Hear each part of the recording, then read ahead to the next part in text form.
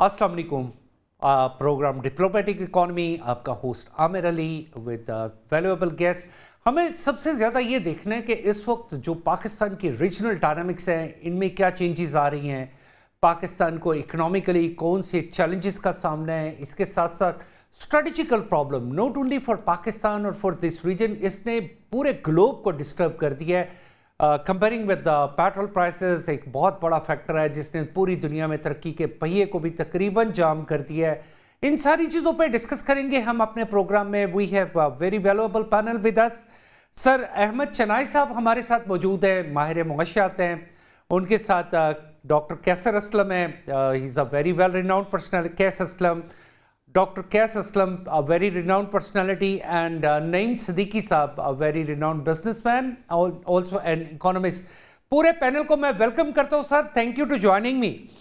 Sir Ahmed Chunai साहब, अगर मैं आपसे सवाल शुरू करना चाहता हूँ कि पाकिस्तान को अभी 2 दिन पहले एक चीज़ सामने आई कि जी सऊदी अरेबिया ने पाकिस्तान के कुछ $2 बिलियन पाकिस्तान के अकाउंट में, यानी कि स्टेट बैंक के अकाउंट में डिपॉजिट करवाए हैं। क्या आपको ये पैसे पाकिस्तान के अकाउंट में रिफ्लेक्ट होते नजर आ रहे हैं, ये पैसे कहां पे हैं? बिस्मिल्लाहिर्रहमानिर्रहीम। देखें, अकाउंट में जमा हुए तो अकाउंट में ही रिफ्लेक्ट होंगे। और जाहिर है पाकिस्तान को इस वक्त कुछ यूरो बॉन्ड्स भी जो है वो एनकैश करने थे, कुछ दुबई की रीपेमेंट की भी बात हो रही थी। तो मैं समझता हूँ कि ये तो एक नॉर्मल प्रोसीजर है कि पैसे आ रहे हैं और पैसे जा रहे हैं। सबसे बड़ी तशवीशनाक बात तो शायद ये थी कि ये पैसे आने के बाद जो पैसे आउटफ्लो है वो ज्यादा तो नहीं हो जाएगा। जो हमारी रिपोर्ट आई है वो ये कह रही है कि पाकिस्तान का कुछ तकरीबन 400 से 500 मिलियन डॉलर रिजर्व्स कम हुए हैं ओवरऑल। तो मैं समझता हूँ कि कोई बहुत बड़ी कमी नहीं है। कहाँ वो वक्त था कि पाकिस्तान के पास 2-3 बिलियन डॉलर रिजर्व था। आज हम 16-17 बिलियन डॉलर के रिजर्व पे खड़े हैं जो स्टेट बैंक के पास है, और 5-6 बिलियन जो है वो अलग। बाय एंड लार्ज हम जो है बिल्कुल बेहतर पोजीशन में हैं, और कोई पैनिक की बात नहीं है। कोई खुदा ना खास्ता ये भी नहीं हो रहा कि पाकिस्तान के फॉरेन एक्सचेंज रिजर्व्स पे प्रेशर पड़ रहा हो, और हम जैसे पहले थे वैसे आज हैं। एक बात जरूर हो गई है कि चूंकि ऑयल जो है वो 50-60 डॉलर से 100-105 डॉलर हो गया है, डबल द प्राइस हो गया है। तो जाहिर है ऑयल की इंपोर्ट भी जो है वो डबल हो जाती है, मगर वो पूरे साल का एवरेज होता है। तो अगर ये एक आध महीना इस सूरत हाल में चलता है और इसके बाद हम दोबारा 50-60 पे आ जाते हैं, तो ओवरऑल एवरेज 70 बिलियन डॉलर या 75 बिलियन डॉलर का, 75 बिलियन डॉलर का आ सकता है। तो मैं समझता हूँ कि हमें उस चीज़ की तैयारी करनी चाहिए कि जो एडिशनल रिसोर्सेज हमारे फ्यूल पे लगेंगे, उसका जो डिफरेंस है डॉलर का, वो कैसे पूरा होगा और किस तरीके से जो है वो हम इस पूरे सिनारियो को लेकर आगे बढ़ेंगे। ये बात काबिल जिक्र है कि जो सऊदी अरब का कमिटमेंट है वो बहुत अच्छा कमिटमेंट है, और इसके बाद फर्दर भी इसमें मैं समझता हूँ कुछ आयन बात है। तो बाय एंड लार्ज पाकिस्तान के फॉरेन एक्सचेंज रिजर्व जो हैं वो बेहतर हालत में रहेंगे। सर अहमद चनाई बहुत बड़ी साहब, मुश्किलात का आपने बड़ी अच्छी बात की, वेरी पॉजिटिव अप्रोच, और मैं चाहता हूं कि हमारी अप्रोच ऐसे ही पॉजिटिव रहे। सर सऊदी अरेबिया समहाउ हमें ये भी तो कहता है ना कि we are providing you oil on a defer payment, and also some time वो ये भी कहता है कि जी ठीक है ऑन सब्सिडाइज प्राइस, यानी जिसे डिस्काउंटेड प्राइस कहा जाता है। तो क्या इस बात में कोई रियलिटी है, या आपकी नज़र से कभी कोई ऐसी चीज़ गुजरी हो? देखिए, रियलिटी तो बिल्कुल है। पाकिस्तान को कल भी और आज भी जो है वो सब्सिडाइज रेट पे फ्यूल मिलता है और डिफर्ड पेमेंट पे मिलता है। पाकिस्तान के दोस्त ममालिक हैं, पाकिस्तान की इज्जत करते हैं, और पाकिस्तान के रिसोर्सेज हैं उसको देखते हुए पाकिस्तान की भरपूर सपोर्ट करते हैं। तो मैं समझता हूँ कि ये अमर कल भी था और आज भी है, और इंशाल्लाह ये चलता रहेगा। लेकिन मैं फिर भी बड़ा कॉन्फिडेंट हूँ कि पाकिस्तान के जो इकोनॉमिक रिजर्व्स हैं, बिलखुसूस फॉरेन एक्सचेंज के, वो बहुत ज़्यादा मुतासर नहीं होंगे और हम एक अच्छी पोजीशन में चलेंगे। यहाँ कोई पैनिक करने की ज़रूरत नहीं है या कोई घबराने की ज़रूरत नहीं है। हमारी एक्सपोर्ट्स भी इंशाल्लाह आने वाले दिनों में बेहतर होंगी, और हमारी इंपोर्ट्स भी जो है वो मार्जिनल जो है वो उसी रेंज में इंशाल्लाह चलती रहेंगी। सर अहमद चुनाई साहब, वेरी वेरी नाइस, और आप मेरे साथ ही रहिएगा पैनल में, लेकिन I need to go to sir Naeem Siddiqui साहब। नईम साहब, आपसे भी इससे मिलता जुलता, क्योंकि बास लोगों का ख्याल है कि ये जो पेट्रोल प्राइसेस इंक्रीज हुई हैं, वो जो पेट्रोल स्टोरेज वाली कंपनीज हैं जो पाकिस्तान में वो मुख्तलिफ है, सुने 40 हैं 42 हैं, तो वो बहुत सारी ऐसी कंपनीज है, क्या ये इफेक्ट जो है या ये प्रॉफिट का इफेक्ट सिर्फ उन कंपनीज के अकाउंट में जा रहा है या इससे पाकिस्तान गवर्नमेंट ने वाकई अपने बजट डेफिसिट को बैलेंस किया है? मुझे आपकी ओपिनियन चाहिए। शुक्रिया आमिर साहब।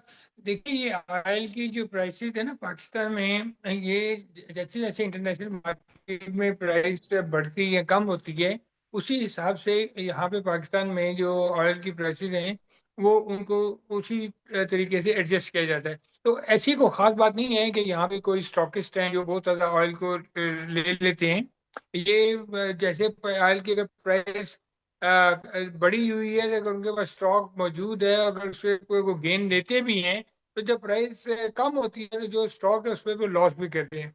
तो ये तो एक बिजनेस इक्वेशन है, इसके ऊपर तो मेरा नहीं ख्याल कि कोई ऐसी सिचुएशन है ना पाकिस्तान के पास इतनी ज्यादा होल्डिंग कैपेसिटी है और कि पाकिस्तान 2 महीने या 3 महीने के लिए ऑयल के रिजर्व अपने पास रख सके।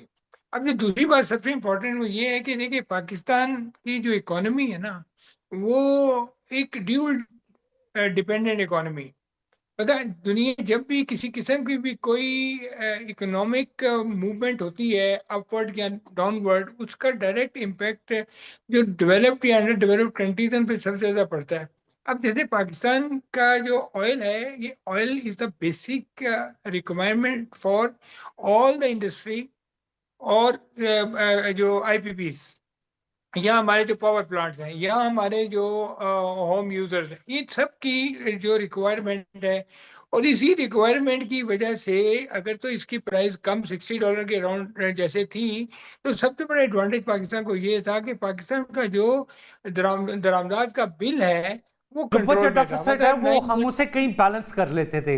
Is that nine right? Billion dollar के करीब आपका चल रहा था। लेकिन जब ये $100 से ऊपर चला जाएगा या $120 पे चला जाएगा, तो हमें $5 to 6 बिलियन एक एडिशनल जो है ना हमारे पास कॉस्ट पड़ेगी, जो कि बहुत ज्यादा है।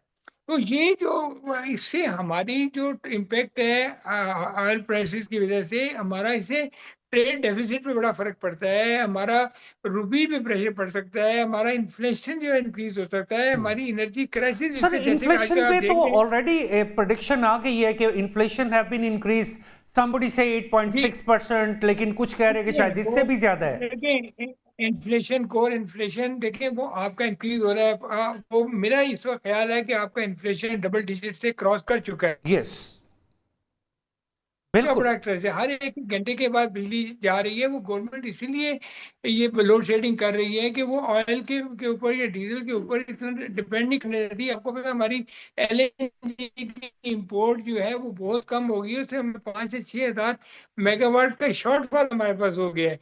अब ये एलएनजी हमारी आएगी तो फिर शायद हमारी एग्जम्पशन सर, दोबारा लेकिन शुरू हो जाएगी, और ये जो एलएनजी तो प्रॉब्लम। आ नहीं रही, और ये तमाम प्लांट्स जो बंद हुए हैं, ये जो 6000 मेगावाट का शॉर्टफॉल नंदीपुर, भिक्की और जी ये जो 3-4 स्टेशन है, ये तो उन्हीं की वजह से है, और वो जी सारे सारे के सारे गैस बेस्ड थे।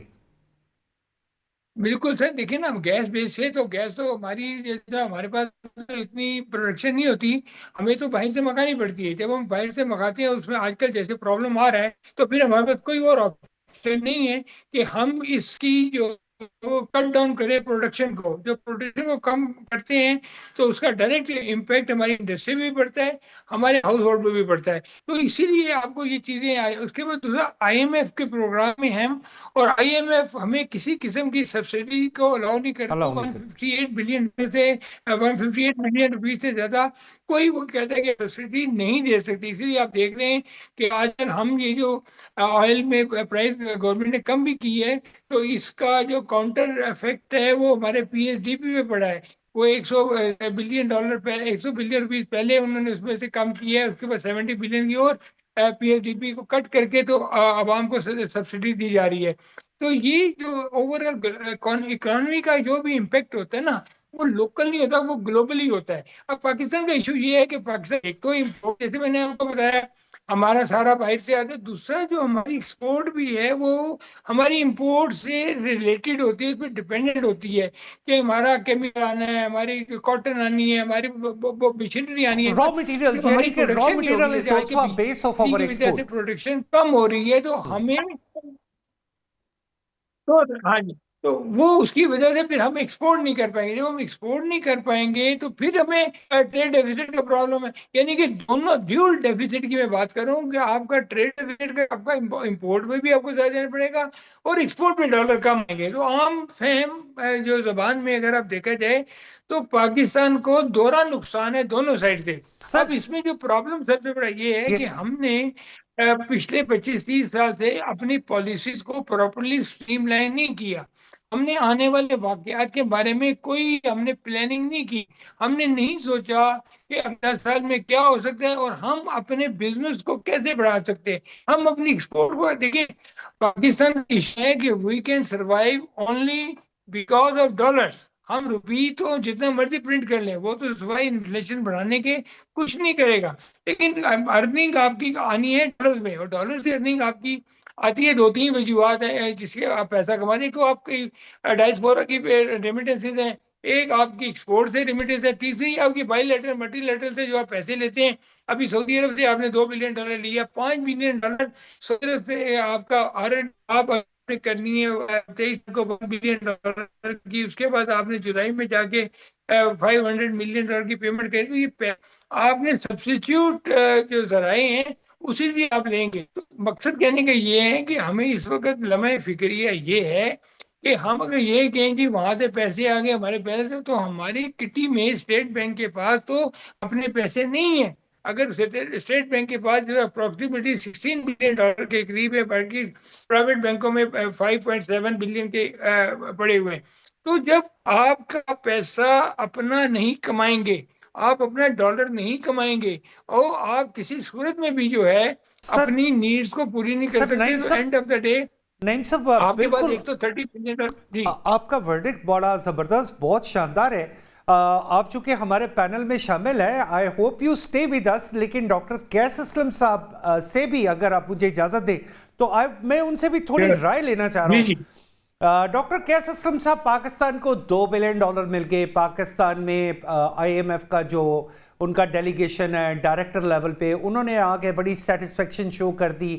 तो ये अगर $2 बिलियन ये आगे, फिर कोई और भी अफवाह है कि पाकिस्तान में को $5 बिलियन एक तो डेफर हो गए, जैसे सर नईम जिक्र कर रहे थे।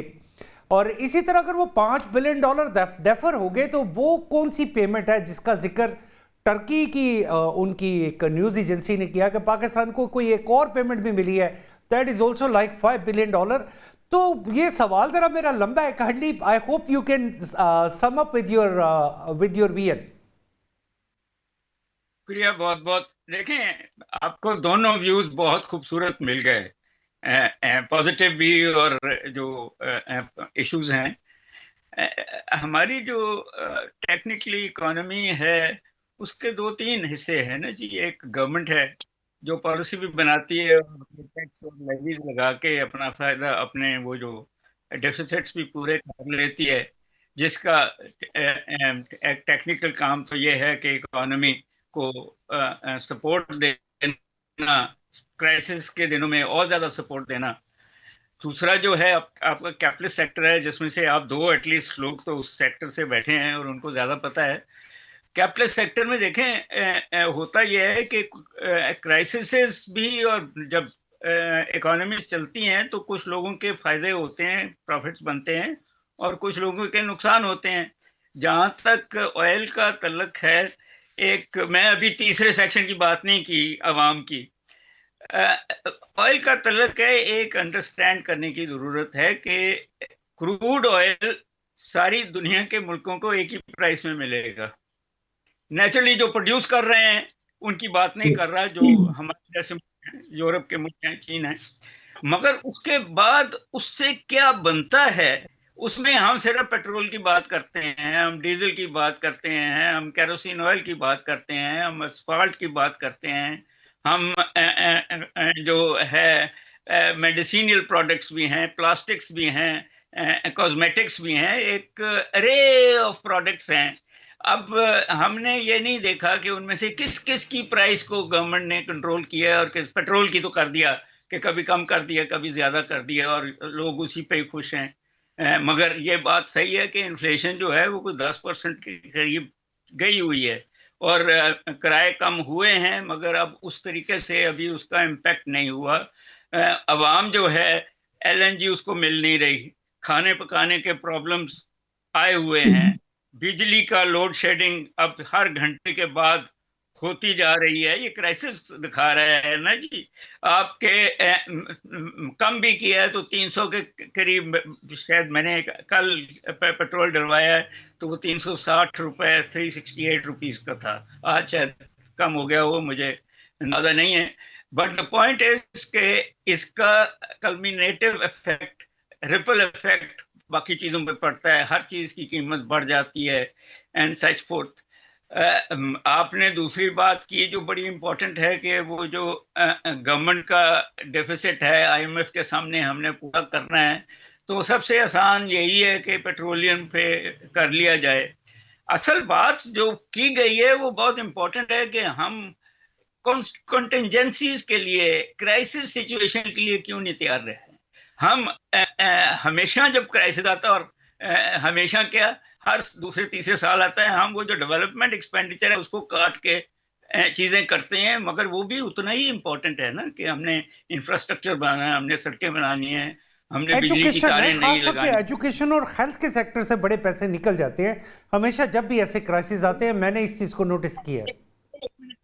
कहना चाहता हूँ, माफ कीजिए, मैं एजुकेशनिस्ट हूँ, मैं प्रोफेसर हूँ, मैं 40 साल पढ़ाता रहा। मुझे ये बता दीजिए कि इतने पैसे जो आप सरकारी स्कूलों पे खर्च करते हैं और जीरो आउटपुट है, वो क्यों कर रहे हैं?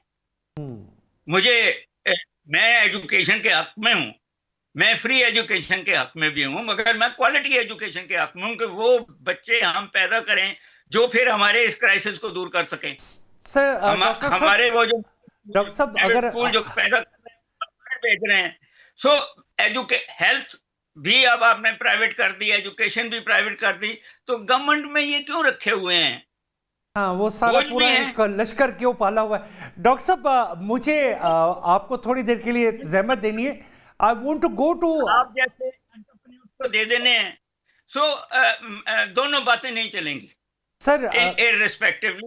डॉक्टर साहब, बट जो आपने भी कह दी, मैं भी कह रहा हूं कि जब तक आप इस मुल्क के बच्चों को 21वीं सदी को में ट्रेन नहीं करेंगे, वो एंटरप्रेन्योर्स हों, इंजीनियर्स हों, इलेक्ट्रिशियंस हों,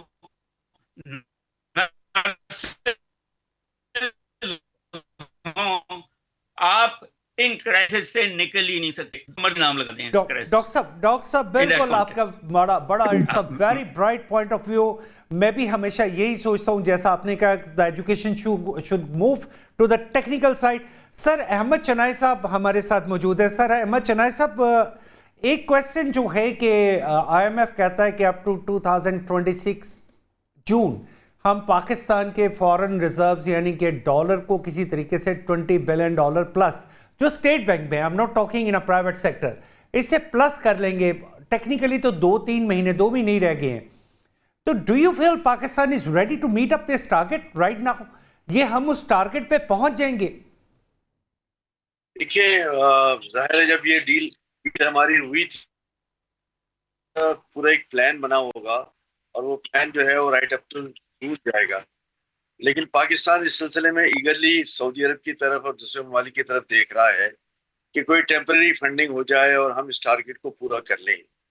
जो मौजूदा हालात हैं उसमें जो हमारे एक्सपोर्ट्स हैं, हमारी इंपोर्ट्स हैं, हमारी रेमिटेंसेज हैं, वो इस बात को अपना मैच नहीं करती कि हमारा $20 बिलियन का सिर्फ स्टेट बैंक का रिजर्व हो जाए।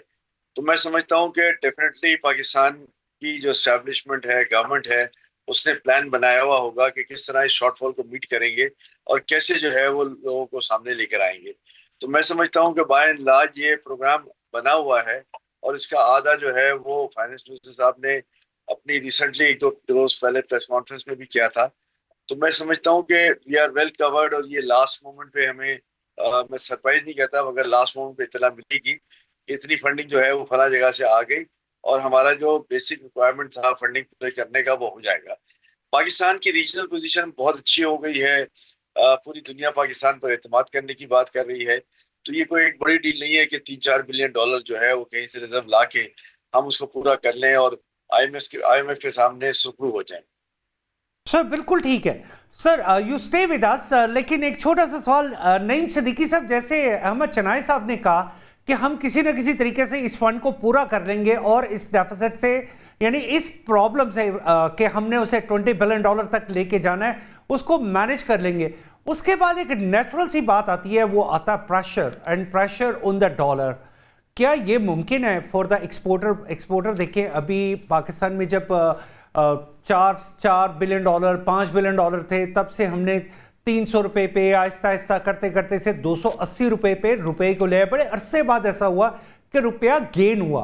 आप बिजनेसमैन भी हैं, आपको लगता है कि अगर हम $20 बिलियन अगर हम स्टेट बैंक में क्रॉस कर लेते हैं तो उसके बाद प्रेशर आ सकता है डॉलर पे और रुपया स्ट्रेंथन हो सकता है?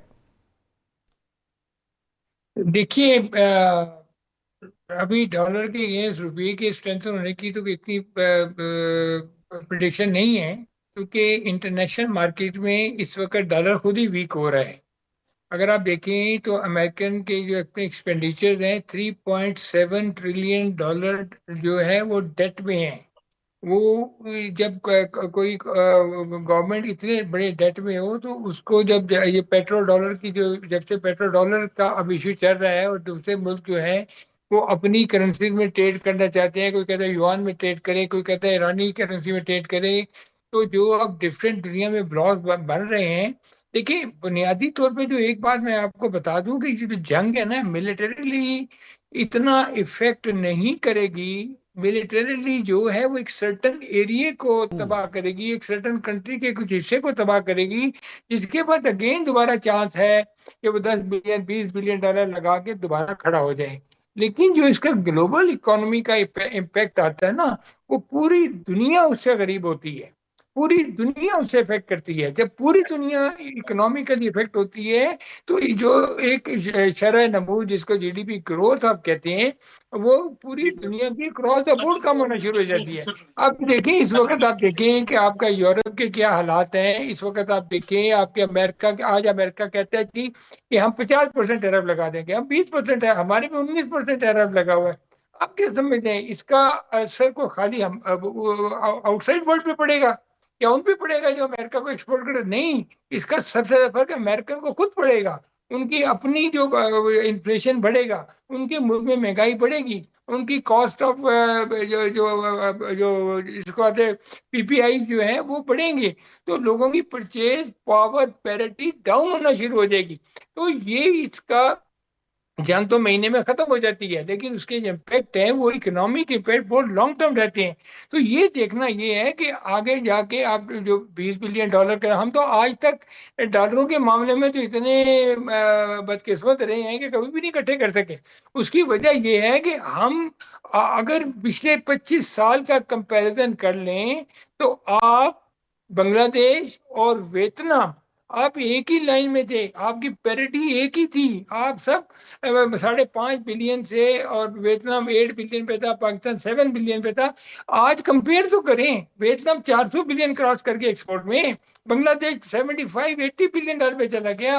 आप किस बात पे कह सकते हैं कि हम अपने रिजर्व बढ़ा देंगे? आप किस जोम से कह सकते हैं कि हम अपनी एक्सपोर्ट को 100 बिलियन पे ले जाएंगे? आप इन्फ्लेशन को ऐड करें पिछले 25 साल के, तो आप तो माइनस में आपकी एक्सपोर्ट जा रही है। आज मुझे बताएं कि आपकी जो नॉन इंडस्ट्रियल एक्सपोर्ट है वो इस वक्त जो जैसे आईटी वगैरह है वो 3-4-5 बिलियन डॉलर पे चली जाएगी, लेकिन आपकी इंडस्ट्रियल एक्सपोर्ट देखें कितनी है। अगर वो 16-17 बिलियन है तो उसमें आप देखें उसमें इंपोर्ट का एलिमेंट कितना है, कितना आइटम है जो आप इंपोर्ट करके उसकी वैल्यू एडिशन करके आपको इसको एक्सपोर्ट करते हैं। तो जब आप एक हिसाब लगाए ना तो आपका ट्रेड डेफिसिट यहीं से आपको समझ आ जाता है कि कैसे वो सुकड़ेगा। तो until and unless, number one, government taxation के लिए कोई लॉन्ग टर्म पॉलिसी लेके नहीं आती। गवर्नमेंट टैक्स को रेवेन्यू समझती है, वो अपफ्रंट आपको कहते हैं हमें इस साल 1.53 ट्रिलियन चाहिए, अगले साल हमें 1.67 ट्रिलियन चाहिए। वो कहती है ये हमारा टैक्स नहीं है, ये हमारा रेवेन्यू है, जबकि tax is a dividend of economy. जब तक आपकी इकोनॉमी टर्नओवर नहीं करती, आपको टैक्स के बारे में कैसे, तो फिर हुआ क्या कि अभी सुपर टैक्स लगा आपके सामने है। आपने देखा कि इस साल कितनी कंपनीज बाहर चली गई हैं, मल्टीनेशनल मुल्क को छोड़ के जा रही हैं। एफडीआई के लिए आपकी कोई पॉलिसी नहीं है, आप रिपेट्रिएशन की कोई पॉलिसी नहीं है। हम भी उसी दुनिया में रहते हैं जिस दुनिया में बाकी दुनिया रहती है। हमारे भी वही दिमाग है जो वियतनामियों के हैं या बांग्लादेश के हैं या फॉर डेट मैटर सिंगापुर और दूसरे मुल्कों के हैं। हमने चाइना से सबक नहीं सीख रहे कि जो कि हमारा बेस्ट बिजनेस पार्टनर है, हम उससे नहीं सीख रहे। आपके हमसाया मुल्क ने पूरी ईयू के साथ 199 टैरिफ लाइन के ऊपर एफटीए किया है, हमने क्या किया है? तो सर मैं ये कहूँगा, नंबर 1 आप अपनी टैक्स को रेशनलाइज करें, टैक्स पॉलिसी को बेहतर लेके आप 60% जब एक इंडस्ट्री से या एक बिजनेसमैन से टैक्स ले लेंगे, तो उसके बाद कोई गुंजाइश नहीं है कि उसके बाद वो जाके अपने एक्सपेंडिचर्स को जो है जस्टिफाई करे। उसके बाद फिर 100 महकमे हैं जिनके साथ वो डील करना पड़ता है। तो ये अनफॉर्चुनेटली हमारे अंदर का प्रॉब्लम है, हमें इसको दूर करना है। माशाल्लाह इस वक्त पाकिस्तान का जो नाम है, पाकिस्तान की जो पोजीशन है, वो पाकिस्तान इस वक्त आप देखें एक किस्म का ये मुस्लिम नेटो तकरीबन बनता नजर आ रहा है। सऊदीया, टर्की, इजिप्ट, पाकिस्तान और उसके बाद चाइना की आपकी जो एडवाइसेज है, फैसिलिटेशन है, कितने आप आगे चले गए। तो भाई रूस भी बहुत ताकतवर मुल्क था, तबाह क्यों हुआ? सिर्फ इकोनॉमिक्स की वजह से। बम तो उसके बाद उस वक्त भी थे, आज भी हैं। तो गौर करना है, सोचना है कि how we can facilitate our people. आप देखें, आप एक दिन एक पॉलिसी लेके आते हैं, आज रेट ये है, कल रेट ये है। आज आप पैसे ला सकते हैं, कल आप कहते हैं पैसे नहीं ले जा सकते। वो भाई बैठ के बात करें, ministry of commerce, ministry of industry, ministry of trade, FBR और ये इकोनॉमिक विंग, आपका पाइड, आपकी इतनी आपके फॉरेन में जो आपके कमर्शियल काउंसलर्स हैं, आप इंटरनेशनल मार्केटों में तलाश करें, आप अपनी बिजली का रेट कम करें। अभी देखें, कल भी वो हमारे जो लीडर है बिजनेस कम्युनिटी के एहसन तनवीर साहब, वो भी यही बात कह रहे थे कि लोग सूदखोर हो गए हैं, पैसा बैंकों में रख रहे हैं, इसलिए कि वो कहते हैं मैं 5-10% जो भी मिलता है कम से कम मिल तो जाता है, लेकिन जब आप बिजनेस में जाते हैं इसी वक्त आपको टैक्स से You got a lot of risk और फिर सबसे बड़ा इशू ये है you got कि a lot of tax risk. की रॉन्ग असेसमेंट ऑफ टैक्सेशन, यानी कि लोगों को खामखा तंग किया जाता है। वो जिस सेक्शन में असेसमेंट नहीं हो सकती उस सेक्शन में असेसमेंट की जा रही है। तो सर ये बहुत बड़े, ये जो ग्राउंड रियलिटीज है ना, आप उनको देखें। हम एज ए बिजनेसमैन हमें पता है कि क्या प्रॉब्लम है, और हम तो कहते हैं कि इनको हल करें यार। हमारी जैसे कैस साहब ने कहा, देखिए मैं खुद भी एजुकेशनिस्ट हूँ, मेरे इंस्टीट्यूट है, यूनिवर्सिटी है, तो मैं समझता हूँ कि आने वाली कौम को हम क्या बच्चों को देंगे। और देखें आज जो मेटा है, ऐसे फेसबुक, वो 79,000 लोगों को एक्सपेल कर रहा है। अभी अमेजोन ने तकरीबन 16,000 रुपये 14,000 बंदे निकाले। ऑरेकल ने 30। ये AI will transform the whole concept of the sir मुझे आपसे गुजारिश करनी है, एक्चुअली ये कौन बैठेगा Actually, इसके लिए? ये आप डॉक्टर गैस हैं जैसे इस तरह के पाकिस्तान के बड़े बड़े इकोनॉमिस्ट हैं, इनकी गोलमेज कॉन्फ्रेंस बुलाएं और इनको एक हॉल में बंद कर दें। इन्हें कहें आप 3 दिन यहाँ से बाहर नहीं निकल सकते, 5 दिन नहीं निकल सकते। Give us the solution. जब तक आप इस मुल्क को सॉल्यूशन नहीं देंगे, हम आपको नहीं छोड़ेंगे। सर थैंक यू, बड़ी वैल्यूएबल बात है। और लेकिन you have to stay with me. Here we have to go for a short break for our program Diplomatic Economy, and you stay with us. We will be right back.